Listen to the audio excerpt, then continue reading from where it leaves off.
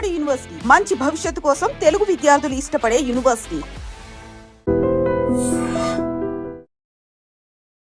Hi hello నమస్తే, welcome back to iDream media. ఈరోజు మనతో ఉన్నారు హైకోర్టు అడ్వకేట్, అలాగే ఇమిగ్రేషన్ కన్సల్టెంట్ అయిన H1B వీసా కన్సల్టెంట్ సంబంధించిన పూర్తి వివరాలు ఇవ్వడానికి పృథ్వీ గారు ఉన్నారు. సార్తో మాట్లాడదాం. Hi sir. Hi Virat. Sir, current situation of NRI, అమెరికాలో ఉన్న ఎన్ఆర్ఐ సిచ్యువేషన్ ఎలా ఉందంటే అమెరికాలో ఉండలేరు, ఇటు ఇండియా రాలేరు అన్న విధంగా ఉంది. ఎందుకంటారు? అసలు ఏం జరుగుతుంది అక్కడ రైట్ నౌ?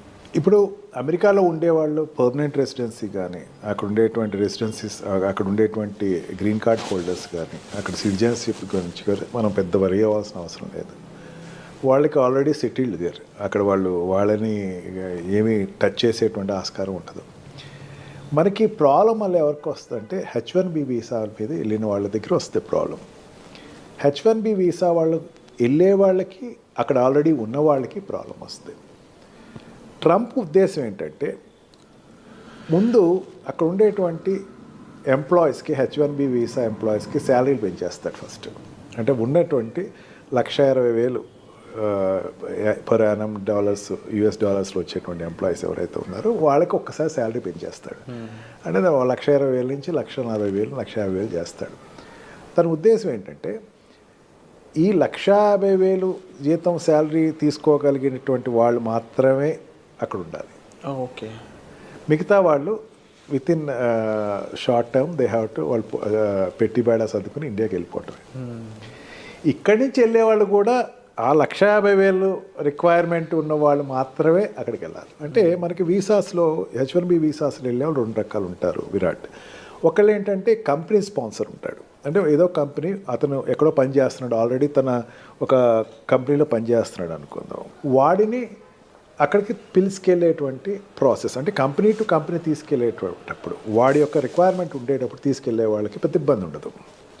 కన్సల్టెంట్స్ ద్వారా వెళ్ళేటువంటి వాళ్ళు ఉంటారు. కన్సల్టెంట్ ద్వారా ఏంటంటే ఆల్రెడీ అక్కడ ఎవడో ఎంప్లాయ్మెంట్ నిన్ను పిలుస్తారు, నువ్వు ఫేక్ ఎక్స్పీరియన్స్లు పెట్టుకో, లేకపోతే ఏదో పెట్టుకో, ఏదో రకంగా అక్కడికి వెళ్ళిపో అనే వాళ్ళకి మాత్రం ఇది గడ్డుకాలం. ఆల్రెడీ అక్కడ ఈ 2 రకాలుగా వెళ్ళే వాళ్ళు, వెళ్ళిపోయిన వాళ్ళు ఉంటారు కదా అక్కడ, వాళ్ళకి నీకు ఇందా చెప్పాను చూసారా, మీకు ఈ పారామీటర్స్లో $1,20,000 శాలరీ ఏదైతే ఉందో, US డాలర్స్ శాలరీ ఏదైతే ఉందో, ఆ శాలరీ కన్నా తక్కువ ఉన్న వాళ్ళు you better drop from the country అని చెప్పేసి ఒక 2 months టైం ఇస్తాడు. ఆ 2 months టైం దేనికి ఇస్తాడు? Search for a new job. వాడికి సెర్చ్ చేసినా సరే వాడికి అక్కడ రావాల్సిన $1,20,000 శాలరీ తోటి ఉండేటువంటి ప్రమాణాలతో ఉండేటువంటి కంపెనీలో జాయిన్ అవ్వాలి. Otherwise you have to come back to India.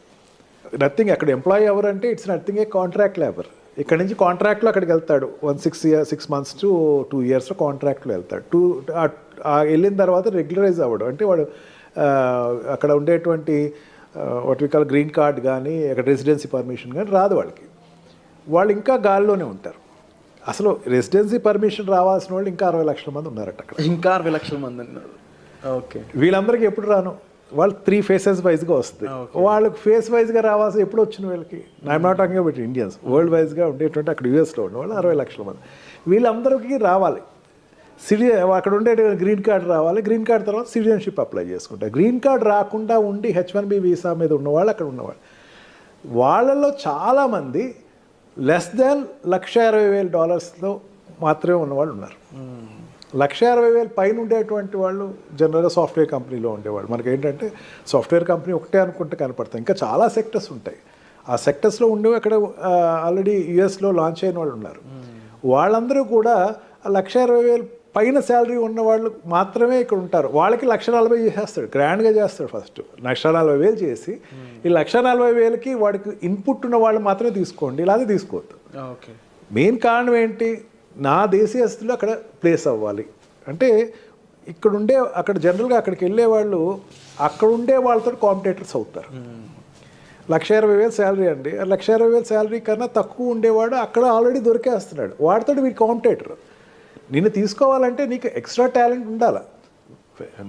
నీ పర్సనాలిటీ నువ్వు ఎంబోర్డ్ చేసుకోవాలంటే నీకు you must be an extraordinary person for US. నిన్ను తీసుకెళ్ళాలి అనుకుంటే ఆ రకంగా నువ్వు వెళ్ళిన వాళ్ళు చూడాలి అని చెప్పేసి ట్రంప్కు ఒక నిర్దిష్టమైనటువంటి ఆలోచన అయితే తీసుకొచ్చే అవకాశం ఎక్కువే కనపడుతుంది. ఈ రకంగా చూసుకుంటే వెళ్ళే వాళ్ళకి ఆల్రెడీ ఎగ్జిస్టింగ్ ఉన్న వాళ్ళకి కూడా కొంచెం ఇబ్బందులు అయితే ఖచ్చితంగా ఉంటుంది. బట్ ఒకటి నా స్ట్రాంగ్ ఫీలింగ్ ఏంటంటే మన ప్రైమ్ మినిస్టర్ తోటి ఆయన మంచి రిలేషన్షిప్ ఉంది. Of course. అని చైనాకున్న వ్యతిరేకత ఇక్కడ టార్గెట్ అంతా కూడా చైనా వాళ్ళ మీద ఎక్కువ టార్గెట్ ఉంది, కానీ ఇండియన్స్ మీద అంత ఎక్కువ టార్గెట్ అతనికి లేదు. ఓకే. ఖచ్చితంగా లీజర్ పీరియడ్స్ ఏదైనా ఉండే పెంచవచ్చు. అండ్ ఈ what we call for example ఇప్పుడు ఎకానమికల్గా చూసుకుందాం.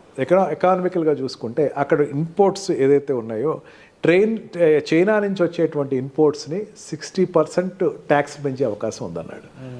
అంటే చైనా నుంచి ఇంపోర్ట్ అయ్యేటువంటి వస్తువులన్నింటినీ కూడా ట్యాక్స్ పెంచే అవకాశం ఉంది. ఇప్పుడు అమెరికాలో ఎక్కువ చైనా గూడ్స్ దొరుకుతాయి మనకి. ఆ గూడ్స్ అన్నిటినీ 60% ట్యాక్స్ పెంచేస్తున్నాడు. ఎందుకంటే డిస్కరేజ్ చేయటం కోసం అని చెప్పేసి తనకి మెయిన్ ఉద్దేశం అది. ఈ రకంగా ప్రతి సెక్టర్స్లోనూ అతనికి ఈ చైనాని ఎంత డిస్కరేజ్ చేయాలి అని ఉంది. He got good friendship with Indian prime minister.